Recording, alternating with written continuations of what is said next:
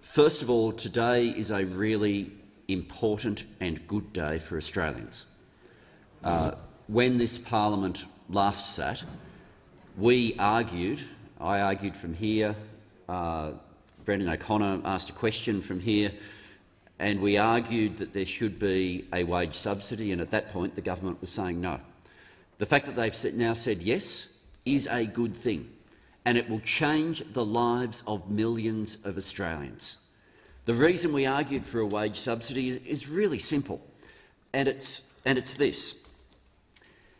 If the only option for people to get support is through the payment system, through Centrelink, then a whole lot of businesses that otherwise might have been able to keep their relationship with their employees during this period will simply have to let their workers go.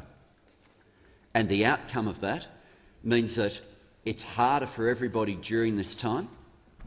It means that people lose their relationship with their workplace during this time, and it means the recovery is much tougher to get off the ground when we're on the other side of this crisis. So the fact that the government's come forward with a wage subsidy is a good thing. That's why we called for it, and we welcome it. And that's why we'll be making sure that this legislation goes through today. When it works at its best, it'll work like this.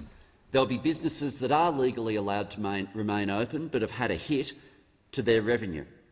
And because of this, there will be people who can keep turning up, maybe from home, maybe working in a different way, but however they work, they'll be able to keep working because their wages have been subsidised during this time. Other people, it'll be a payment during stand-downs. There'll be a range of different outcomes, but at its best, that's what it'll be doing. And that means businesses will survive that otherwise wouldn't have, and mean that workers keep their relationship with their employer when it otherwise would have been lost.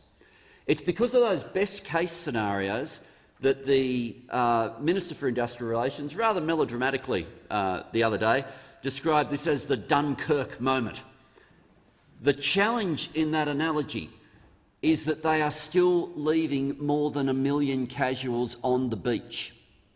And that's why we welcome everybody who gets rescued from this package, but it can be fixed, it can be improved, and the government should improve it.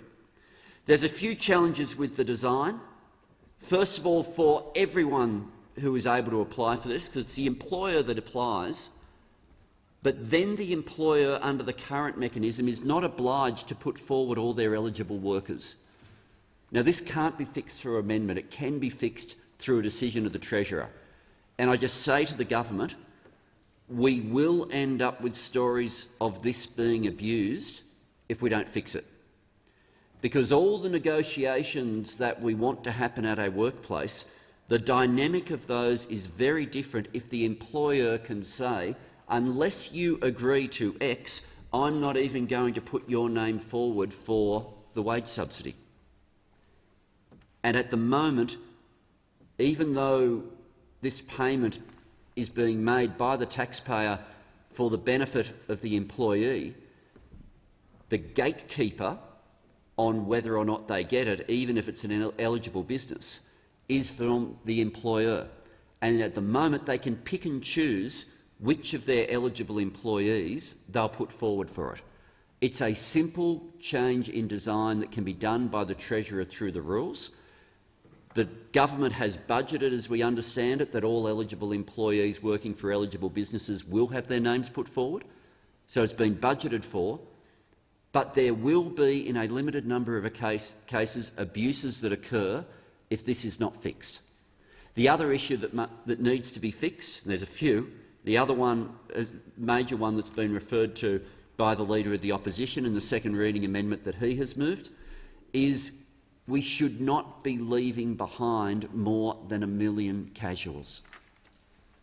And think about, and the Attorney-General, the Minister for Industrial Relations, is right when he says you've got to draw the line somewhere, but have a think about where the line's currently drawn. So the line's currently drawn where at the same workplace, presume it's a fast food place, the person who's been there 10 months and is working every day, is working, say a Tuesday through to Sunday shift, and they've been there for 10 months and they're supporting their livelihood with that job, they are ineligible. But the 16-year-old who's doing a one-day-a-week shift for pocket money is not only eligible, but they're about to get 10 times what they earn.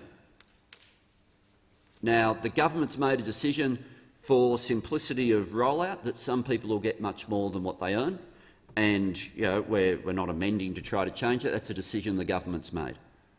But having made that, to then exclude people where the job is their entire livelihood and the business is more dependent on them than it is with people who make it into the scheme, is something that needs to be fixed. I cannot find a national interest argument that says if you work for an eligible employer and your job is your livelihood, that you should fall through the cracks because you haven't been there for 12 months. And let's not forget there are a whole lot of people who have been regarded as casuals for years, but because the nature of their casual engagement is across a number of employers, they won't be eligible.